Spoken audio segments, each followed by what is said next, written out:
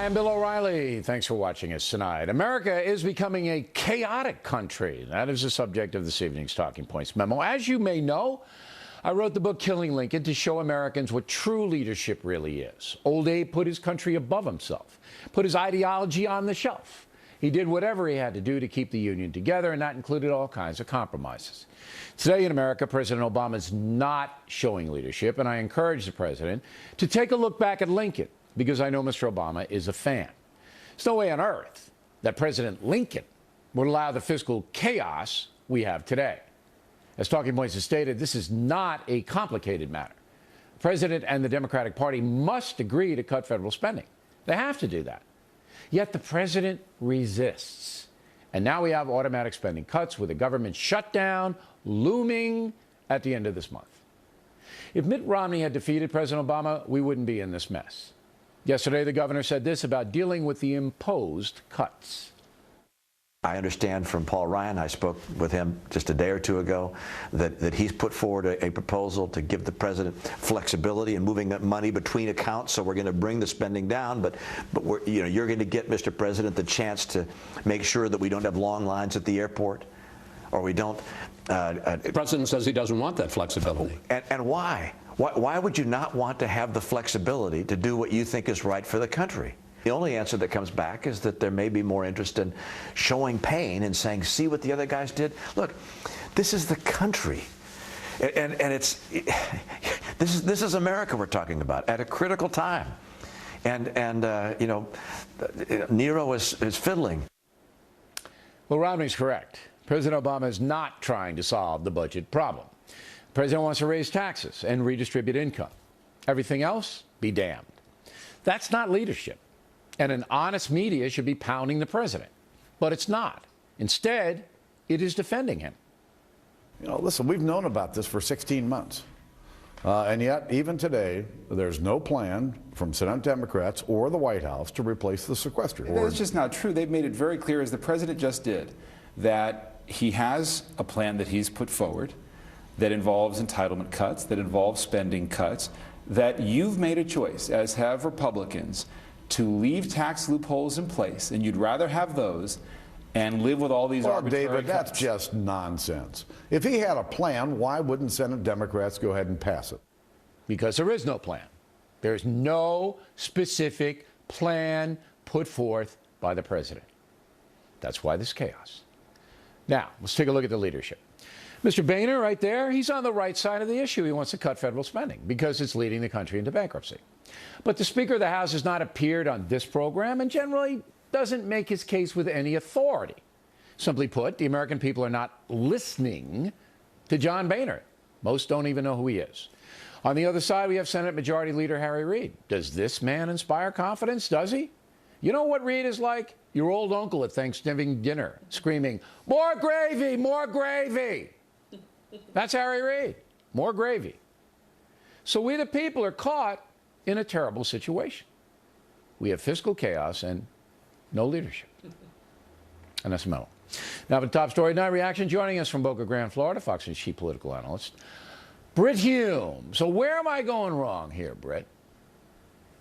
I don't think you are going wrong, Bill. I agree with just about everything you said there. Even the gravy? Even the gravy part? Well, I'm not sure how well Harry Reid... I'm not sure how well he would be able to scream it out, but Harry Reid's an odd fellow and not a very effective spokesman. But, congressional leaders normally are behind-the-scenes people. Their job is to round up the votes and shepherd the legislation.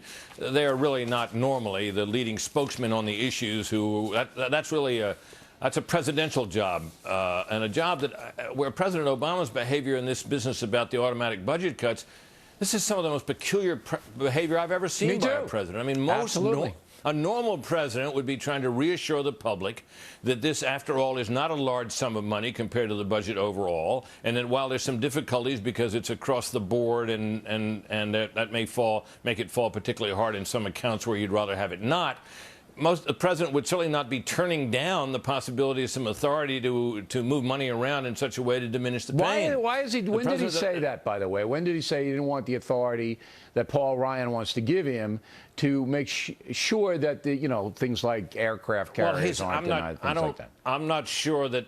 I can't cite you a quotation from him, although there may be one, but his aides have made it perfectly clear. As recently as a week ago on Fox News Sunday, Gene Sperling, his chief economic advisor, said as much. And as far as I understand it said the same thing yesterday. So this has been pretty clear. The administration doesn't want this. The president seems prepared to let the public suffer almost as much as possible as long as he can blame somebody else. This is not what we expect of presidents. Presidents, in the end, are supposed to be the people who put on their big boy pants and are prepared to shoulder responsibility. And if they're criticized for using that responsibility or authority, so be it. But that's what you expect of presidents. This president seems more inclined to let the chips fall where they may and hit as hard as they might, as long as he thinks he can blame somebody else. It's very unusual for a president. And by his actions, he emboldens the conspiratorialists who are now out in force on talk radio saying, look, he wants to tank the economy. He wants the capitalistic system to fall apart. He wants the country to go into bankruptcy so he can build a new socialistic paradise. You know that's out there. And this almost gives credence to that, because there really isn't a rational explanation on why you wouldn't try to get a deal. Listen, here's how simple this is. You got your tax increase. President Obama won that round, and he got his tax increase. Then you say to Boehner and the Republicans, okay, let's trim 10%. Give me your ideas. I'll give you my ideas. We'll come together. And after that, then we'll take on the tax code, and we'll try to close some of these loopholes. But at the same time, for 2014 and 15, we'll then try to get, mitigate some of the spending there. Then everybody's engaged, all right? That wasn't even close to it. And that's what should happen, and it wasn't even close. Well, this president seems to think that the way to negotiate is to make the other guy an offer that he can't possibly accept. I mean, it is completely politically crazy to think that the Republicans, who have just acquiesced, not that they had a lot of choice, but they just acquiesced in this significant tax increase, which you just mentioned, on the highest income people. It is not unreasonable for them to turn around and say, okay, you got your tax increase, now let's work on the spending side. And his view is, no, we'll do some spending, but we got to have some more taxes. He knows he can't get that. So he knows when he puts it on the table or argues for it that it's not going anywhere and that it's going to fail. And I think the only thing that makes any sense to me, Bill, is he thinks that politically, if this comes down hard, these spending cuts or cuts in the growth of spending on people, and they feel it at the airport or wherever else it might be, and they'll blame the Republicans, that perhaps he can then turn the tables and regain the House of Representatives for his party in 2014, and then he can do whatever he wants for the final 2 years in office. The problem is that this is a classic example of what James Reston, talking about Lyndon Johnson, once described as dealing with the politics of your problem and not the problem itself. Well, and also you're going to have a situation where I believe public opinion is going to go against Barack Obama, led by the Bob Woodward deal. And I think you're going to see a shift in his approval rating going down. I could be wrong on that, but that's what I think is going to happen. All right, Bret Hume, living large in Florida. Wrap it up, Bret. Go ahead. I was just going to say it's down a bit already, and I think that he was caught out claiming that this was the Republicans' idea, and even the White House has now had to admit that that's not true. Okay. Next on the